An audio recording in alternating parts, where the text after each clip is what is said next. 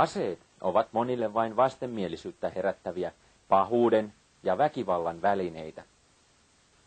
Valtaosa aseiden omistajista ei kuitenkaan aio aloittaa 3. maailmansotaa tai ryhtyä muihinkaan väkivallan tekoihin. Monille ase on harrastus ja usein vielä varsin vaativassa muodossa. Olipa ase sitten urheilu, keräily tai muu harrastusväline, on se omistajalleen aina tärkeä ja siitä pidetään hyvää huolta.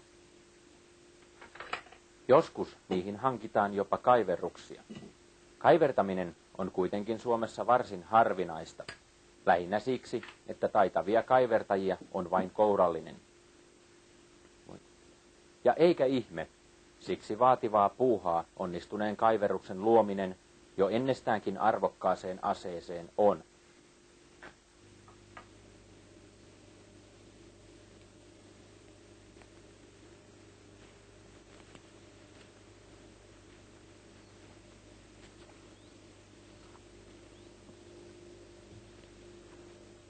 Tyylikkään aiheen luominen tai löytäminen vaatii hyvää makua ja aktiivisuutta.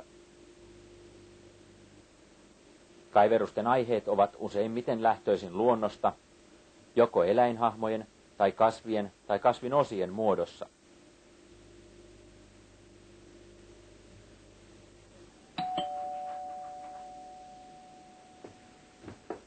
Hei. Oliko sovittu? Joo, hei, hyvä. Aiheen valinnassa on teettäjällä luonnollisesti painava sanansa sanottavana, ja monet tuovatkin oman mallinsa kaivertajalle.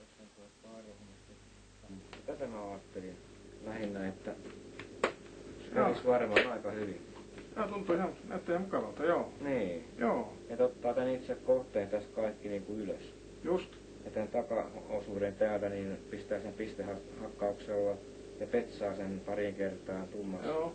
Ja täältä niin ase lakataan niin kuin tuossa mattalakalla. Joo. Kyllä, eikä toi. Ei, joo, tehdään näin. Hyvä. Taideteoksen luominen alkaa kuvion piirtämisellä.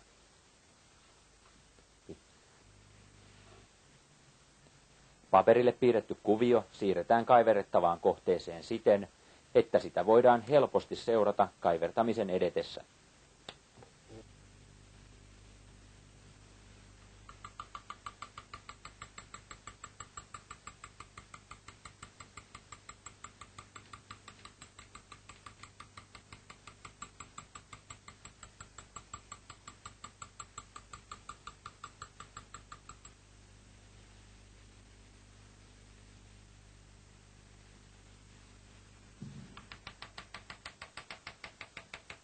Aseteräksen kaivertaminen asettaa työkaluille varsin kovat vaatimukset.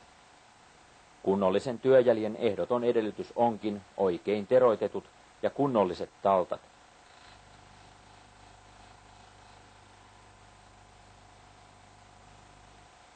Lähes aina tämä edellyttää työkalujen omaa valmistusta.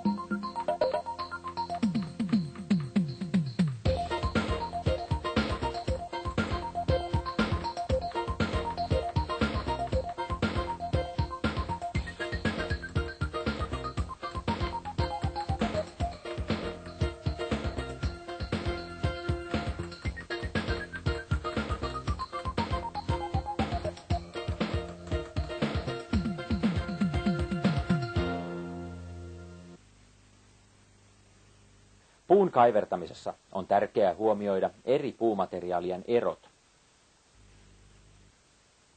Esimerkiksi syiden voimakkuudet ja suunnat vaikuttavat ratkaisevasti työstösuuntaan ja käytettävään voimaan. Myös työkalujen kunnolla on suuri vaikutus työn onnistumiseen. Onhan toki terävää talttaa huomattavasti helpompi hallita. Kohokaiverruksena tehdyn kuvion syvyysvaikutelmaa saadaan korostettua pistehakkauksella, joka luo työlle kehykset ja taustan.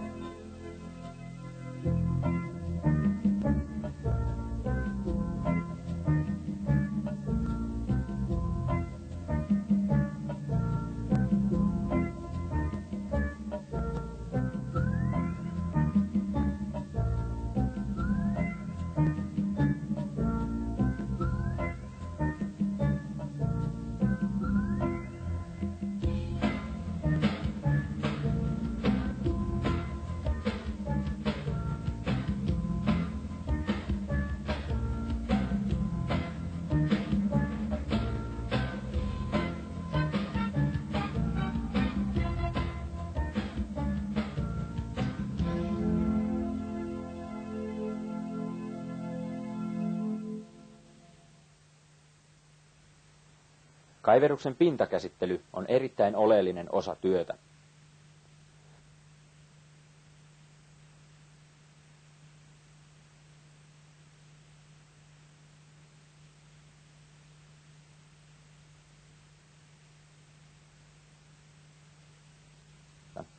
Varsinainen kohde käsitellään lakalla, kun taas pistehakattu tausta usein petsataan.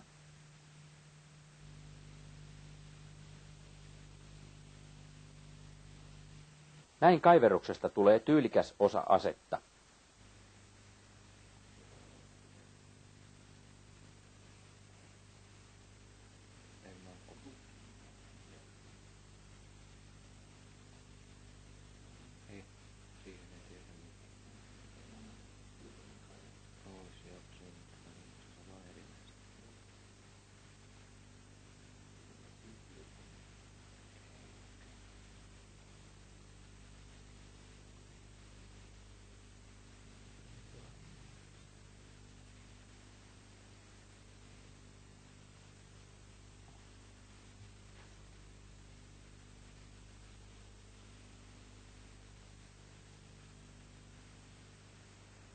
Teräksen kovuuserot saattavat olla huomattavan suuria jopa samassa aseessa.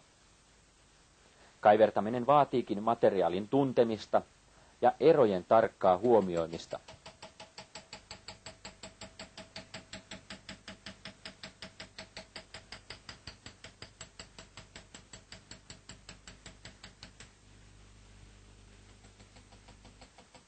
Ja tietysti oikein teroitettuja ja materiaalille sopivia työstötyökaluja. Jokainen ase on ainutkertainen. Siksi onkin luonnollista, että virheisiin ei ole varaa. Puussa pieniä virheitä voidaan korjata, mutta sielläkin perussääntönä on täydellinen onnistuminen. Kaiverrettavat aseet eivät välttämättä ole kivääreitä tai haulikoita. Monet haluavat kaiverruttaa myös urheiluammunnassa käyttämiään käsiaseita. Erittäin kiitollinen ja suosittu kaiverruksen kohde on ruostumattomasta teräksestä valmistettu revolveri. Se ei vaadi sinistetylle aseelle välttämätöntä uutta pintakäsittelyä. Myös kuviot erottuvat paljon paremmin kiiltävässä materiaalissa.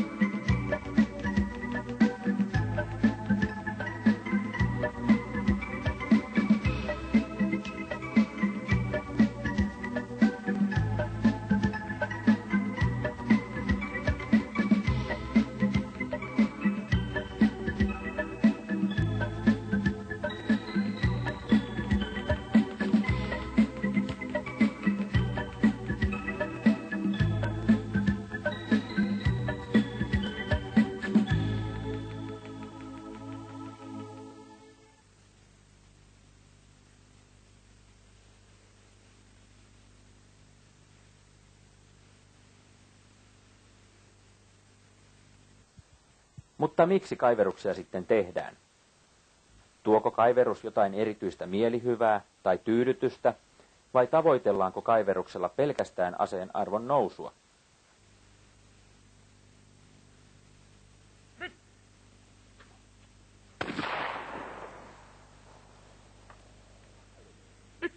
No en mä usko, että tarkoitus on aseessa kaivertaa sen takia, että siitä tulisi joku harvinaisuus tai että se olisi kalliimpi. Kyllä se on sitä, että aseeseen sopii tällaiset kaiverukset ja kun se on omassa aseessa omat kaiverukset, niin se vaan on kiva asia. Ja kyllä se pukee ensinnäkin tätä asetta, joka toisaalta on vähän semmoinen taputettava asia miehelle.